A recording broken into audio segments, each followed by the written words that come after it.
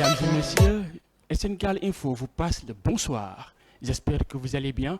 Aujourd'hui, dans notre nouvelle émission, j'ai un nouveau invité. Ah oui, un invité de marque, l'international, un homme qui a dirigé donc cette organisation. Je veux tout simplement nommer Daouda Lo. Daouda Lo, nuyu naa la.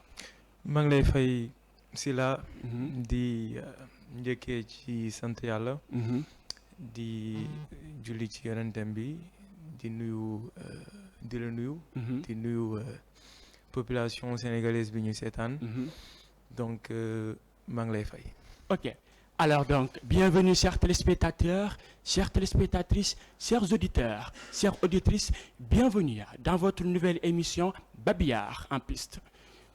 Tout simplement Babillard, Babillard. Normalement, certains vont se dire, que signifie Babillard? Alors, un défi. Celui ou celle qui trouve la définition de Babillard dans les 10 minutes qui suivent, je lui donne un cadeau. Allez, rapidement sur notre chaîne YouTube et commentez. Celui ou celle qui connaît la définition de Babillard, je lui donne un prix. Alors, on va continuer avec notre cher invité d'aujourd'hui. Alors, tout simplement, je vais te laisser donc te présenter. Alors, qui es-tu vraiment? La question qui es-tu deviendrait difficile, une question assez complexe. Sinon, je veux me présenter en parlant de moi. Je suis une personne humble, ratifiant mon nom, Lo Daouda.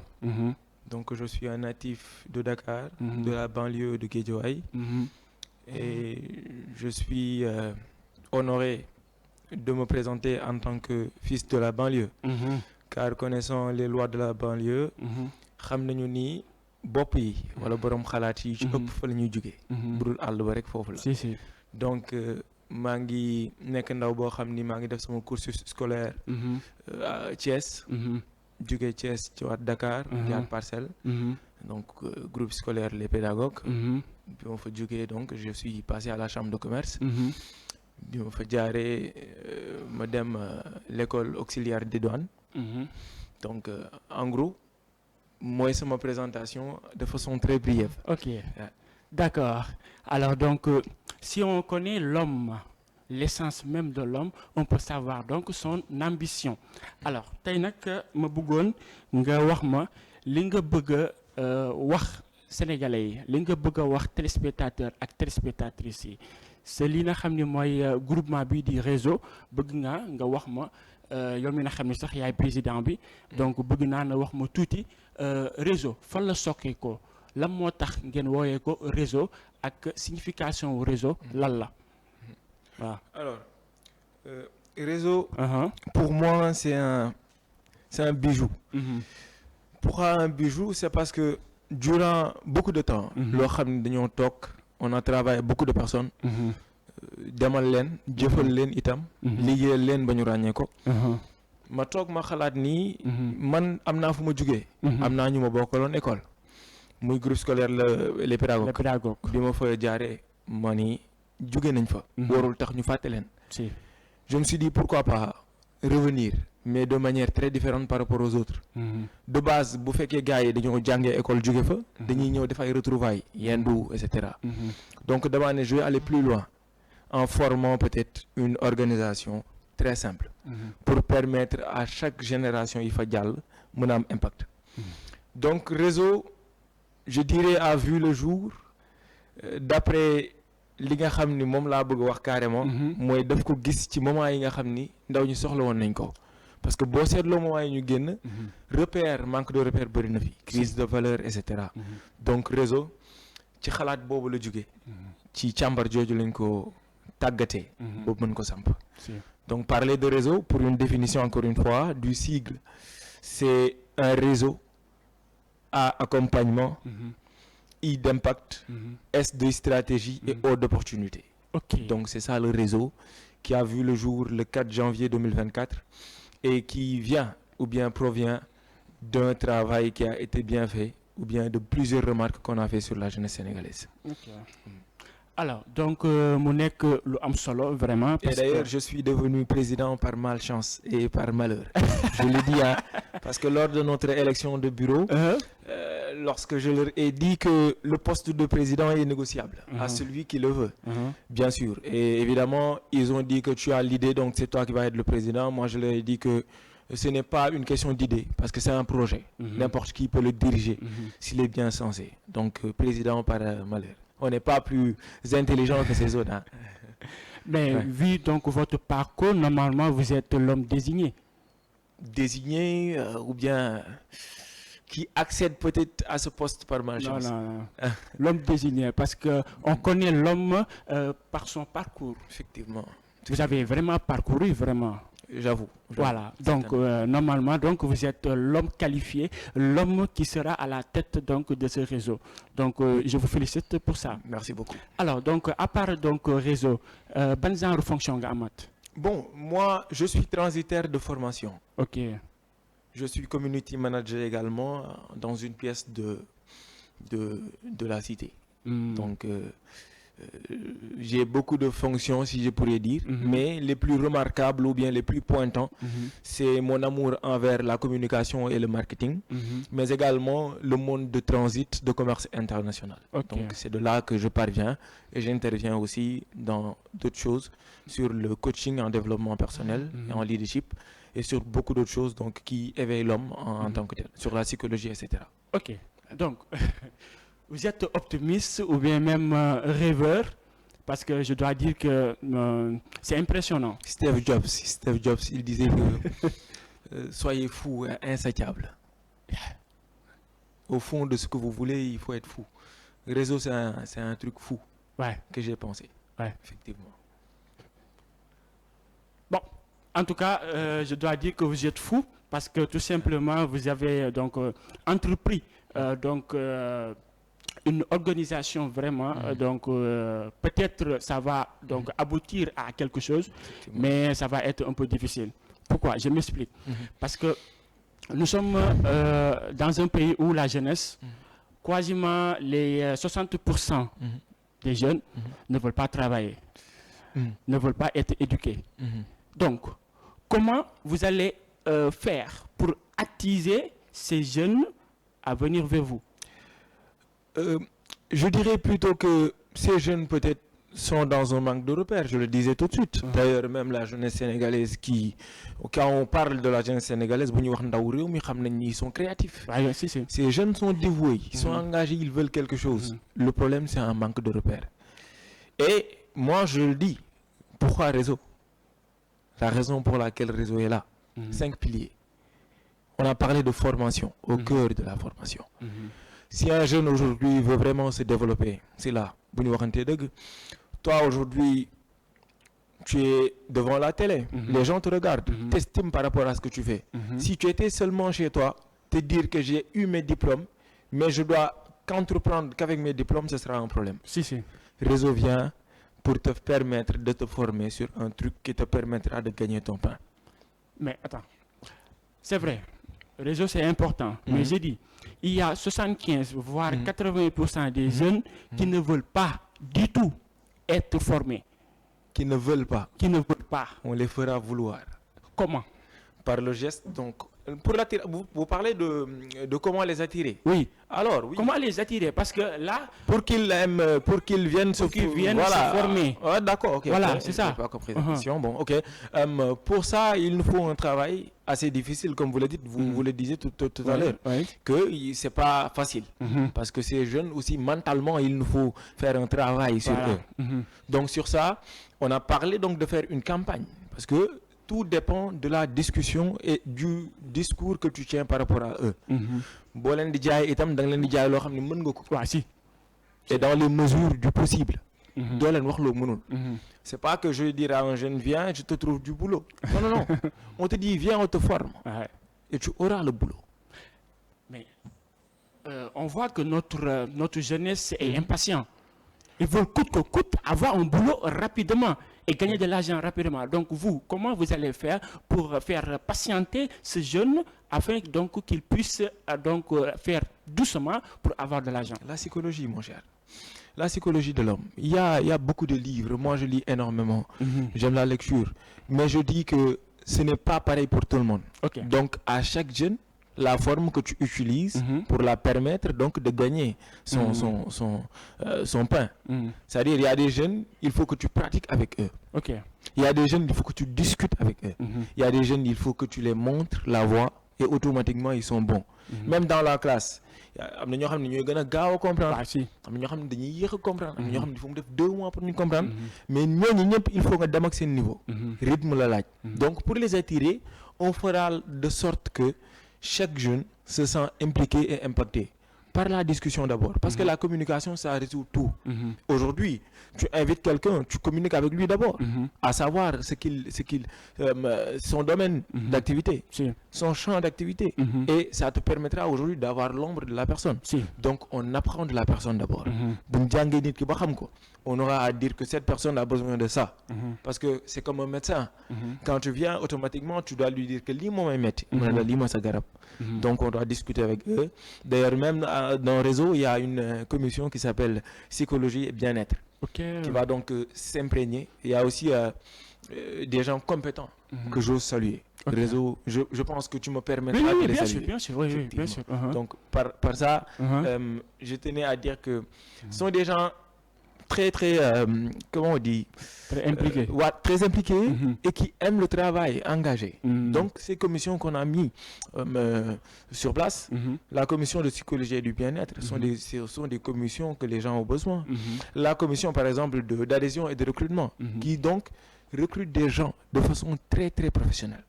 On ne recrute pas n'importe qui. On te recrute parce que tu as un bon profil et parce que tu as un circuit très clair. Donc par là, je te dirais que réseau donc implique, cherche à impliquer, veut impliquer. Donc c'est là que je parle quand je parle d'impôt, pour qu'on puisse s'imposer. Ok, voilà. D'accord. Je vois que vous avez dit tout à l'heure que vous recrutez des gens. Maintenant, bon, toutes les parties sont bonnes sauf pour la psychologie. Est-ce que vous avez vraiment choisi l'homme qu'il faut pour la psychologie? Parce que la psychologie, c'est très important. L'homme qui doit manier cette psychologie doit être un homme vraiment dans le fond. C'est une dame. C'est une dame. Une dame très engagée. Okay. Quand je le dis, c'est parce que je le sais. Je le salue de passage. Bonne dame.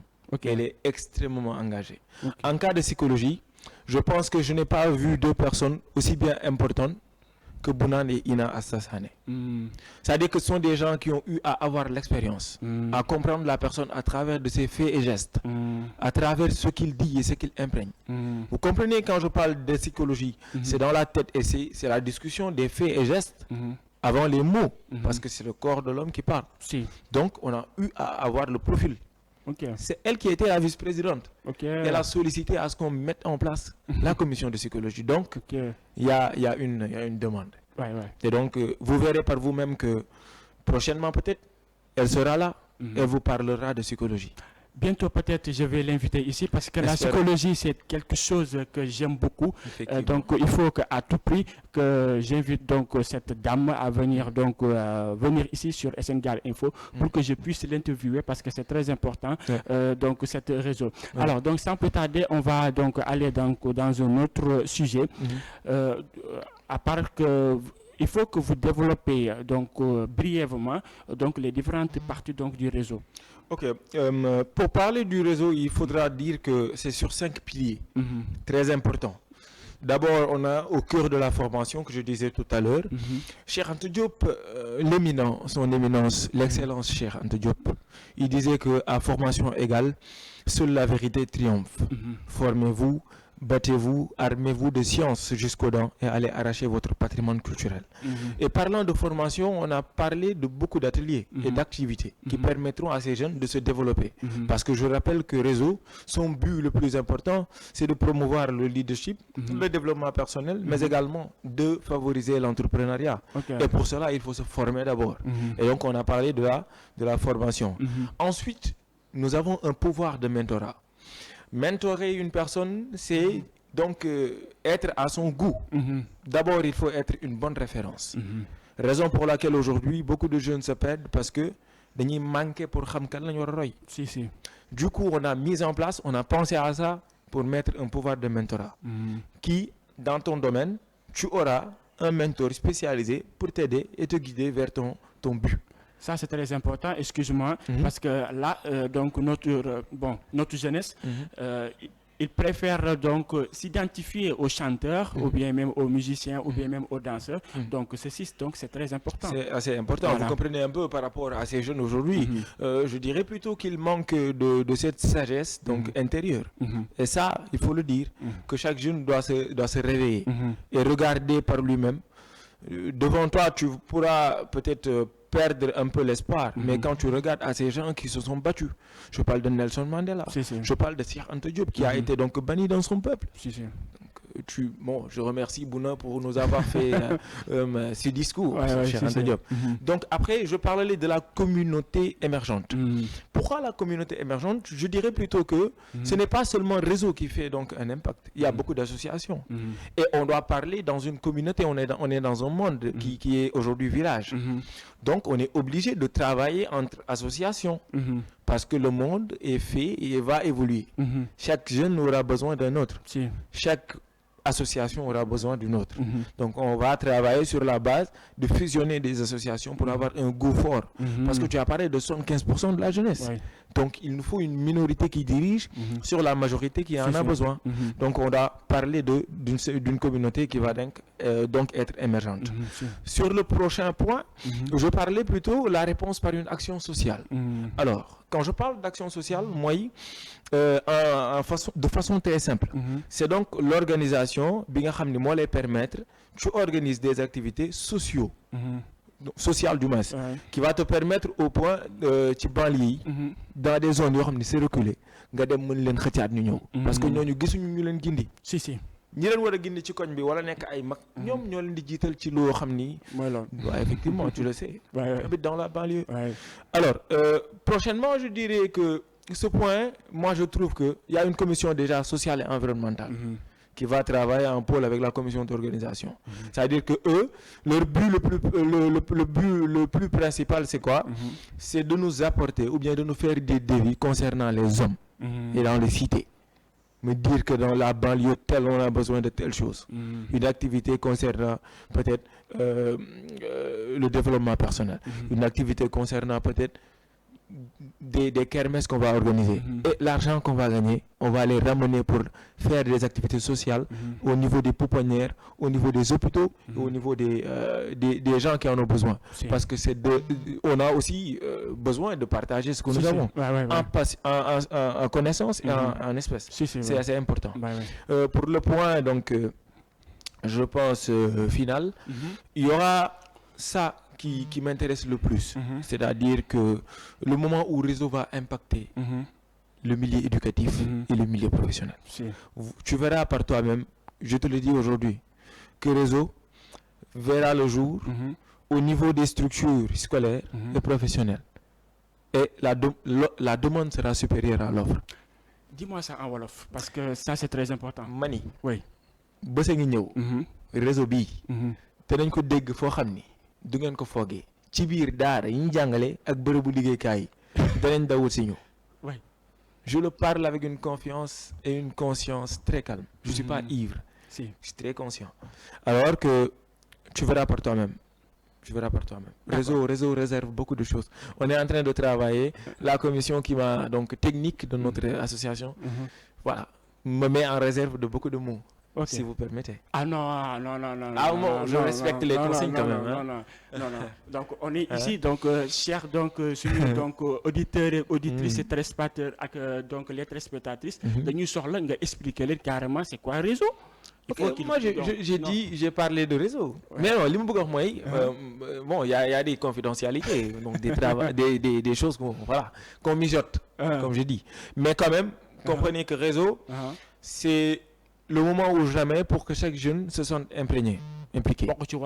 Maanaam dama bëgg maanaam ñu xam que ni réseau teewaayam bi mu am yamul ci ku jàng kase ku jàngul ci la bokk ouvrier ci la bokk ku xam ak ku xamul ci la bokk. Donc c'est un travail que je veux bi nga xam ni képp koo xam ni ndaw nga bëgg nga ñëw bëgg nga tàmbali bëgg nga entreprendre bëgg nga développer wu personnellement on t'attend ñu ngi lay xaar parce que ñun loolu moo ñu fi teg. faut le dire. Ok, donc sans plus tarder donc li nga wax ni léegi rek dama demoon defi benn reportage donc pour ñi nga xam ni comme ay jeunes comme ñun donc ma wàcc sur le terrain waxtaan ak ñoom donc jox leen sama micro comme ça ñoom tamit ñu wax seen xalaat ci li nga xam ni mooy ñàkkum liggéey bi nga xam ni moo am fii donc avec la complicité de la régie dañuy dem rek jëli reportage bi jeunes yi nga xam ne fu mu toll nii yàkkamti neen fu mu toll nii bëgg a am liggéey am ñoo xam ne sax dañuy am bac plus 5 te mu ñu fexe ba am liggéey loolu dafa metti ñoo xam ne dañuy am bac plus 8 te mu ñu fexe ba am sax fu mu toll nii liggéey donc ma wàcc sur le terrain waxtaan ak ñoom alors donc avec la complicité de la régie ñu dem jëli reportage boobu après ñu ñëwaat tout de suite sur ce plateau merci beaucoup. man thème bi nga exposé ma dama koy rafetlu bon d'abord leen remercier leen encourager aussi bon thème la bu ñu waroon wax bu yàgg Sénégal dafa métti dañu xool population bi xale ñoo ci ëpp mag ñi ñu bëri ci ñoo wéy nañu mais poste ñu occupé dañ ko war a jox xale yi da ngay jàng ba pare am say diplôme doo liggéey stage sax léegi mënatuloo ko am boo yëpp a ngi chômé bon ñun am ñun suñu cas taxuñu wax parce que ñun teraanga ñu ngi koy am mais am na ci jeunesse boo xoolee moo ci yëpp liggéey ñu loolu dafa métti quoi jël ay mag yoo xam dañu nekk ci yenn poste yu occupé ko nekk ko wala mu traite gars yi téye leen foofu jël salaire bi leen ko jox xale yi nekk ci seen liggéey loolu dafa métti sa xol quoi te ku sañoon ku ne yàlla yéex boo génnee àdduna sa kër nga am relève nga am xale yu yore kër gi di ko yore mais ñu fekk ñooñu liggéey ñu amuñu xaaj ñooñu fan la ñu mën a yore kër gi sa ginnaaw yow sa wàllu wéy mais nag ñoom après ñoom seen doom ak seen jabar dañu war a gérer aussi bon affaire bi lu ma rafetlu leen ñaan ngeen dem ci ba jeex quoi leen encouragé bu baax a baax non gis naa ko ci dëkk bi en pagaille man maa ngi liggéey damay enseigné maa ngi liggéey amul benn problème li ma bëgg a réglé mën naa ko réglé mais damay xool ci ñeneen ñi damay xool maa ngi dugg ci biir askan bi damay dugg ci biir population bi di fréquente ay nit leen déglu mais boo xoolee da ngay xam ne carrément loolu problème la biir Sénégal te gouvernement yi fi jaar yëpp dañuy nax dañuy ñëw gëmloo ñu loolu bu ñëwee ba fol duñ ko def mais lan moo ñu tere woon tey ñoom un premier ministre un jeune mais ñoom dañoo yeewul mais pourtant ci biir élection yi feeñ soo gisee ñu jël ay jeunes leen préféré leen voté xam lu tax population boo xam ne seen bopp de dañu soxla ay jeunes yore relève bi dafa il est le temps ñu jox xale yi ma kii poste yi jox leen responsabilité leen wóolu leen bàyyi la ñuy liggéey parce que Sénégal macha allah xale jàng nañ ci côté diine bi ci côté français bi ci côté arabe bi ci lépp la ñoo jàng ku leen bàyyi ñu dem yóbbu seen bopp mais loolu nag moo amul Sénégal loolu mooy suñu problème quoi ñu mën koy laaj bon donc solution bi bëri na gouvernement bi am na côté bu mu war a taxaw privé am na côté bu mu war a taxaw société civile am na côté bu mu war a taxaw bon emploi yaa koy créer emploi bëri na fu ñu ko mën a créer mais yëpp c'est que dañ ci taxawul quoi parce que xaalis bi ñuy jël man mënu ma nangu ñuy wax ne bon xaalis amu fi am nañu ay moyens xaalis bi jël di koy yàq ci campagne yi wala ñu koy yàq ci yenn événement yi nga di ko xool Sénégal ni mu demee da ngay xam ne lii xajoon na mënoon régler lu bari au moins sax ñu am benn politique de développement chaque année ñu régler benn affaire wala tous les 10 ans ñu régler benn cas mu féetoo boor ñu pare foofu ñu jël beneen cas moo gën bu ko defee fii ak 20 ans léppay réglé wu mais su fekkee loolu amul nag souvent bi di gën a dem ñu jël xaalis di ko investir ci yeneen domaine mais dafay metti quoi problème bi du mës a réglé wu ba pare boo waxee ñun yëpp problème moyen dañuy wax loolu aussi du solution quoi am na ay solution yu fi nekk am na ay solution yu bëri fi nekk te jeunesse bi ma gis nii ku leen wóolu jox leen réew mi yóbbu ko fa sori parce que dañoo jàng macha allah boo demee da ngeen fekk ci association yi da ngeen fekk ci association sportive yi da ngeen fekk daayira yi da ngeen fekk ci biir kër ville da ngeen fekk partout dañoo mobilisé wu dañoo jàng dañoo am xam-xam te ñu disponible lañ tam pour loolu mais dañu leen a joxul les moyens dañu leen a joxul aussi responsabilité loolu moo ci gën a metti da ngay jàng boobu nga dee après nga toog finalement da ngay mujj gis amila yi nga gis ni moo ci ay jàngkat lañ mais dañuy mujj bàyyi seen jàng dem dugg ci ambulant pour mën a wut xaalis pour mën régler say problème loolu aussi problème la quoi il faut ñu sëkk non ñàkkum liggéey bi moom état bi war na góorgóorlu créer condition yoo xamante ne dina mun a may nit ñi liggéey waaye nit ñi tamit waroon nekk magum jëm laggi woo dara dalu la nga toog rek naan aw ma liggéey loolu tamit jaaduwul dangaa war a jóg sabab lu ji bañ a xeeb ba am lu ko gin voilà li moom noonu la war a def quoi waroo toog rek naan aw ma liggéey loolu moom jaaduwul franchement waaw non d'accord ma si ñooñu franchement même boo amee diplôme demal jéem def dara ba nga am leneen lu gën loolu nga jàpp si man loolu laa gëm quoi franchement loolu lañ war a def quoi. waaw mais état bi nag war na. Merci donc de nous avoir donné donc ce petit reportage qu'on a fait donc tout à l'heure alors donc déglu na ko. jeunes yi donc am na ñoo xam ne fu mu toll nii ñu ngi wër liggéey. te mënuñu fexe ba am ko. lan moo waral loolu lan moo tax jeunes yi mënuñu fexe ba am liggéey dëgg la état bi mi ngi liggéey dëgg la état bi donc mi ngi def le tout pour mu andi donc ay liggéey fii mais nag dafa am loo xam ne donc mooy lu primordial mooy ki nga xam ne am na bac plus 5 wala mu am bac plus 6 bac plus 8 kooku waru woon chemin. kooku normalement waru woon chemin. donc sax loolu day tax sax ba ñi nga xam ni ñoo nekk à bas âge su ñu gisee seen oncle yi wala boog seen mag yi ñoom fu mu toll nii mënuñu fexe ba am liggéey. loolu donc da leen di décourager loo. day damm seen moral. donc yow loolu naka na mën a def ba bon peut-être ak sa vision comment tu vas faire pour que ñooñu ñu mën a am liggéey. Ok bon je vais répondre personnellement. De mon point de vue.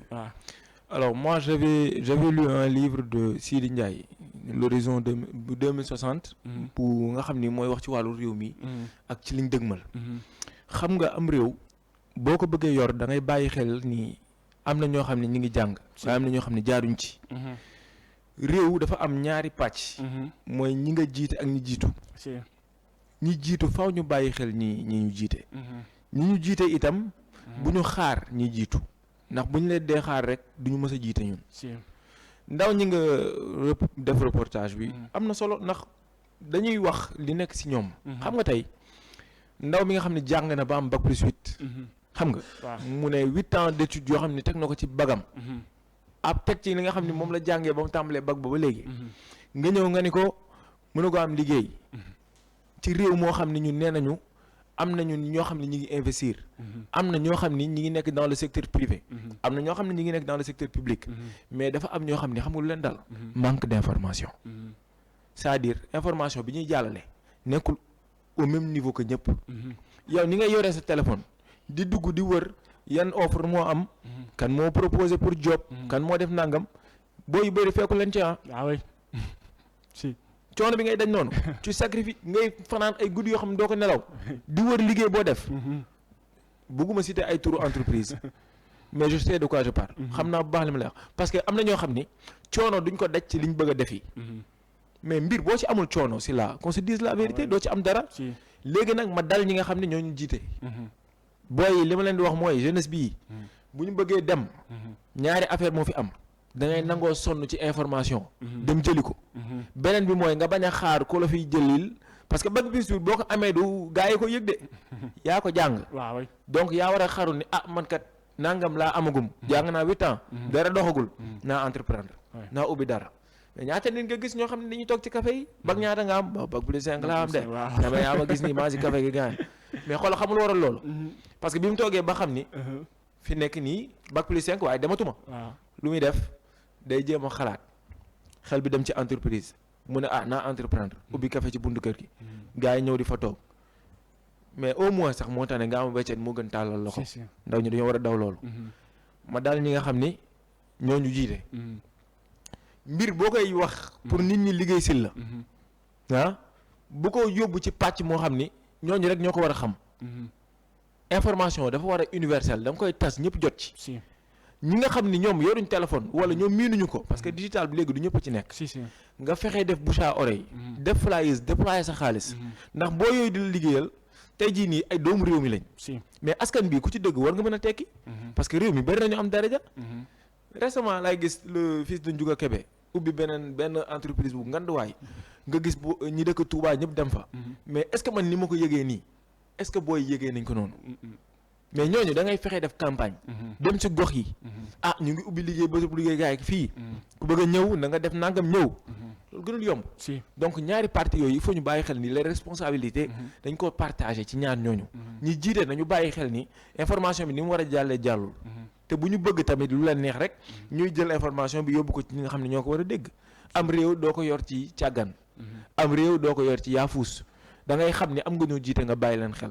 ndaw ñooñu tey seeni yaay seeni baay dañoo yaakaar ci ñoom rus nañoo tàllal loxo bu ñu demee ba nga xam ni saalit nañu mën nañoo def naka su dul noonu te boo waa yaay yee beneen affaire nga tuddee leen lan vagabond agresseur voyou pour lan yaa leen tooñ parce que yow li nga waroon def sa diggante ak ñoom waroo ko afa am lu benn hadiis wax kullukum raayin wa kullukum mas'uulun an ra'iyyati képp koo xam ni yaa ngi ci biir àdduna sàmm nga kii jàng danañ ko laaj nu mu sàmmeeg sëriñam sëriñ bi danañ ko laaj nu mu sàmmeeg taalibeem bàyyi danañ ko laaj nu mu sàmmeeg doom kon ñi jiitu nañu bàyyi xel loolu ñi nga xam ne nag ñoom lañ jiite nañu bàyyi xel ne am nañ lu leen war seen diggante ak ñi jiite nañu xam ni tamit sama vision personnelle dañoo war a dox bu ñu doxee ba mu baax nu waaxu suñu waaxoo ba mu baax nu daw suñu dawee buñ mënee naaw ñu naaw mais waruñoo taxaw il faut progresser loolu moo sama xalaat.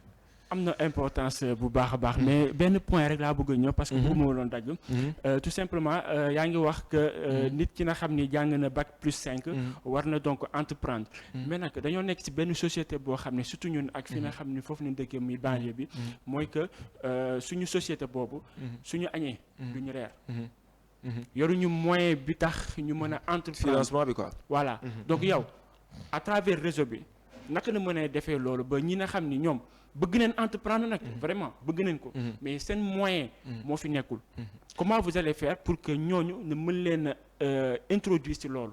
waaw dafa am loo xam ni dañ koy fàtte waaye dama koy faral di wax xel koom sa xel mooy sa koom lu tax moo ko mooy que ni dafa am lu tubaab di wooye intelligence financière muy xam-xamu koom ndaw bu nekk da nga war a góorgóorlu ci benn mbir kese boo ko defee rek man gëm naa ni financement soo ko bëggee am ko jom teel a yow habitude yi lay sonal pour nga bañ a avancer wala bañ a am financement ñett dong la nelaw bu bëri bi ngay nelaw sa kaw lal te mu leer na ne li ngay nelaw du farata nga war a mën a jug ñàkkante ji ko ndax ñàkkul loo mën a def bu dee da ngay maçon 6 mois denc revenu am looy dundee ba nga xaw a taxaw nga ubbi dara idée la mais xam nga luy problème fii duñ ko def beneen mooy ñun dañoo bëgg a liggéey waaye dañoo tayal ñun dañuy gis luñ mën a def de mais ñu ne non nañu xaar bi ci des mooy léeg-léeg ñu dem ba ci biir di procrastiner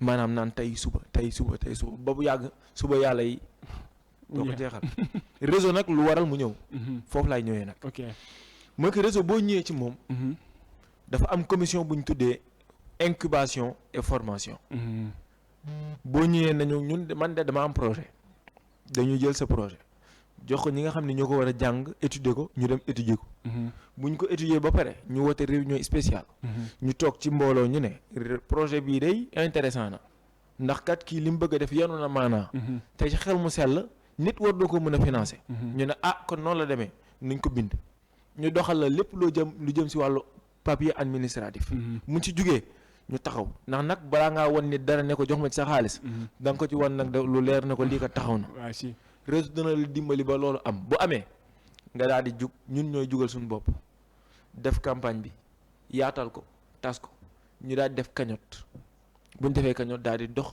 jëm ci li nga xam ne moo jëm ci caisse sociale yu jëm yooyu yëpp bu ñu paree ñoo lay lijjantil financement bi gérer la ko de façon boo xam ni doo yaafuus parce que lu ñu la ne tamit day sotti danañ jéem bu ñu jéemee ba mu baax ñu ñëw ne la projet bi nga bëggoon am nañ ci budget wu 120 000 yii dañoo bëggoon nga tàmbalee ko en attendant li la ci fekk la ci nga dimbali ndaw gi kooku bu demee dana doxal lu raw sax li mu xalaat foofu lañ bëgg a ñëw moo tax may wax incubation formation parce que incuber benn mbir mooy nen jële ko ci nangam ba muy doon pour ginaar gu mag mu dem ginaar kese nekk na lu am important vraiment parce que ñun dañoo soxla loolu moo tax sax bi ma la gisee ma ne dama lay invité pour que donc li nga xam ni seen projet bi nga xam ni moom ñu bëgg a teg sur place donc Sénégal bi ñëpp ñu xam ni kat am na benn organisation boo xam ne mi ngi fi te aussi ay jeunes tamit yu mel ni yow ak keneen ak keneen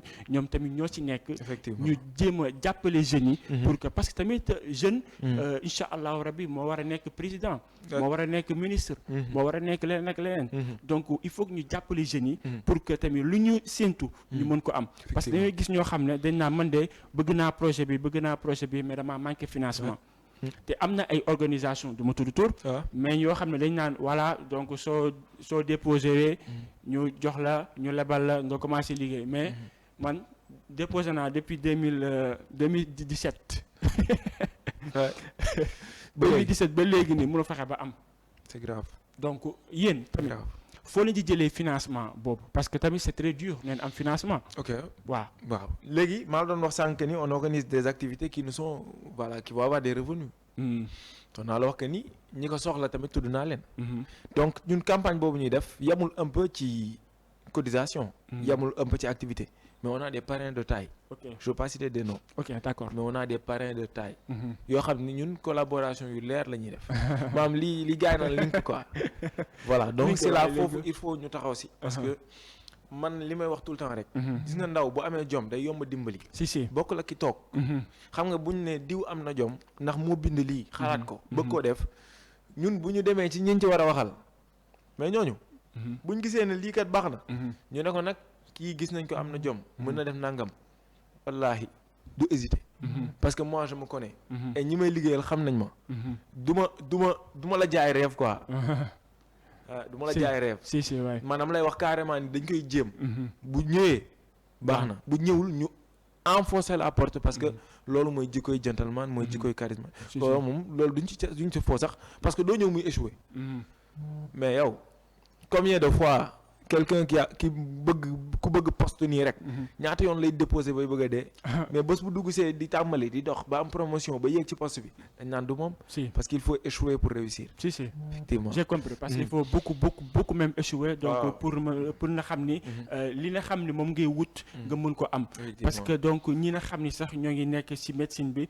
balaa ñuy trouver un vaccin donc dañuy sonn. dañuy def ay essayages lu tolloo ak ay 1000 essayages 500 pour am benn vaccin boo xam ne vaccin bu ndaw la. donc seul le travail paye. Alors donc man nag ma ñëwaat tout juste rek. Est-ce que soxla neen investissement wa ilaa su fekkee ni soxla nañ ko ban donc message nga mën a yónnee ñi nga xam ne ñuy toog di la seetaan. peut-être am na koo xam ne donc mi ngi toog peut-être di la seetaan. mu ne donc réseau bi donc nekk na organisation boo xam ne am na sens. am na tamit donc dafa innovant. comme ça nga ma waxee rek c'est un peu li mu ko wax sax. c'est un esprit rêveur. Rêveur voilà donc c'est un peu un rêve. pour nit ki mu ne kii de lii la bëgg a def est-ce que li mën a nekk. parce que j'aime bien les défis j'aime bien quand tu me dis est-ce que mën na nekk parce que quand tu me dis ça que je me rends compte que c'est possible. xam nga la mooy sama the sky is not the limit. asamaan si dañ koy gis nii rek mais raw nañ ko faaw ñu génn.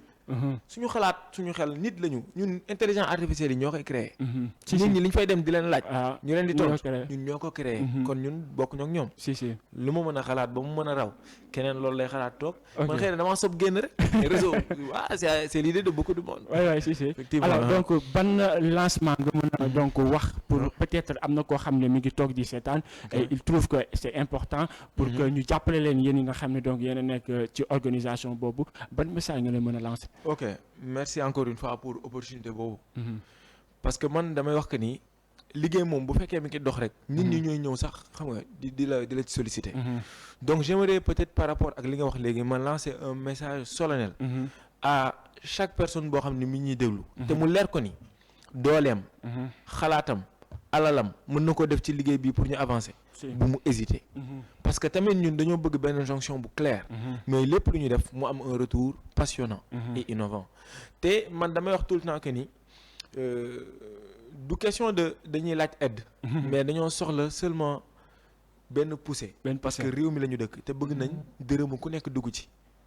te Wolof Njaay dafa am lu mu wax lu nay ku ne lépp ñëpp du lenn kenn lu nay ku ne nga ca.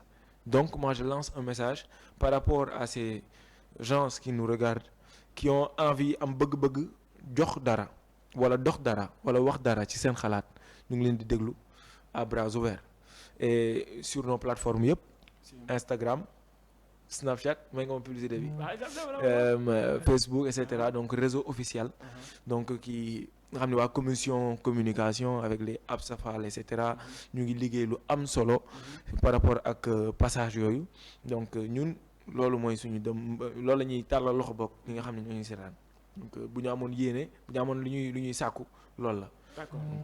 Ok donc mu nekk lu am solo parce que tout simplement il faut que tamit ñu jox leen un coup de pouce pour que tamit fi ngeen bëgg a yegg ngeen mën faa yegg ci nu mu gën a gaawee parce que c'est un projet innovant c'est un projet boo xam ne donc ñu ngi koy rafetlu bu baax a baax alors donc la mooy nekk sa dernier mot. alhamdulilah sant yàlla di le remercier encore une fois di remercier régie bi donc mais également Sénégal Info. Je pense qu'à tes débuts je t'envoyais des messages par rapport ak liggéey bi parce que man dafa am loo xam ne dama ko gëm mooy yow c'est vrai amaana ñu xam suñu relation bëriwul mais par rapport ak liggéey tu n'as pas d'égal. waaw gisuma bokk koo xam ni question de jom la. parce que da ngaa nangoo def lu bari pour liggéey. donc loolu dama la ci remercier. di sant suma waa askan. réew mi Sénégal la ñu am. di nuyu fi ma jóge Guédiawaye HLM Paris. di amaan njukkal gu may delloo suñu waa kër. ndax bu peccum liir neexee ndey ji moo jàpp ci mbagg bi. donc di remercier encore une fois opportunité bi. di sant ak di gërëm ñëpp ñu nekk réseau. encore une fois suñu benn membre day anniversaire ah moo xam naa am laa sonal mais il le faut donc joyeux anniversaire à elle Mariam Bamba Gadio. donc ñu ngi koy souhaiter lépp en ce jour même de notre ouverture bii nii. di ñaan yàlla gën ci propulser réseau. di nuyu membre réseau yëpp. du ma lim kenn. ndax réseau maintenant c'est une famille. d'ailleurs on prépare une journée d'intégration le 24 janvier. On est quand? Février. Ouais, c'est 24 février. Au parc de Hann au lac. Donc Inch'Allah, foofu lañu bëgg a defee suñu journée d'intégration. Journée d'intégration la ma fay am. On aura beaucoup d'activités à faire. Donc pour présenter le plan général et annuel mooy bi nga xam ne li ñu bëgg a def ci at bi yëpp. fa lañ koy waxtaanee. donc pour les membres du réseau. donc ñu ngi ciy liggéey di sàkku ñaan. encore une fois réew mi di ñaan Sénégal yàlla def fi jàmm. Est-ce que nous sommes invités? Vous êtes tous invités. Venez nombreux. Ok, il n'y a aucun problème. Merci On y sera, Inch'Allah. Alors, donc, c'est la fin de notre émission Babillard. Mais avant ça, gisuma kenn koo xam ne trouvé na li nga xam ne mooy mot Babillard. Bon? Alors, mot Babillard, c'est tout simplement bavarder beaucoup. Oui, bavarder. Ouais. Parler beaucoup. Oui, c'est effectivement. C'est pour ça donc j'ai fait donc cette émission pour que tamit ñu mën a waxtaan ak ki nga xam ne mooy sama invité bi. ki fi war a toog dañuy war a waxtaan. ki fi war a toog dañoo war a gëstu. li nga xam ne moom lay def ñu wane ko. pour que Sénégalais ki toog di seetaan. xam ne kat jeune bi. wala bokk ki nga xam ne moo fi toog. entreprendre na dara loo xam ne lu am solo la.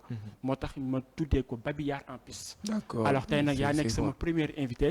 Alors donc c'est un honneur ça. Ouais. Merci beaucoup. Ouais. Donc mu nekk émission bu bees boo xam ne donc chers téléspectateurs et téléspectatrices mi ngi war a am chaque semaine mu am benn épisode donc xaar leen ko incha allahu rabbi pour la semaine prochaine avec un autre invité merci beaucoup. man thème bi nga exposé ma dama koy rafetlu bon d'abord leen remercier leen encourager aussi bon thème la bu ñu waroon wax bu yàgg Sénégal dafa métti.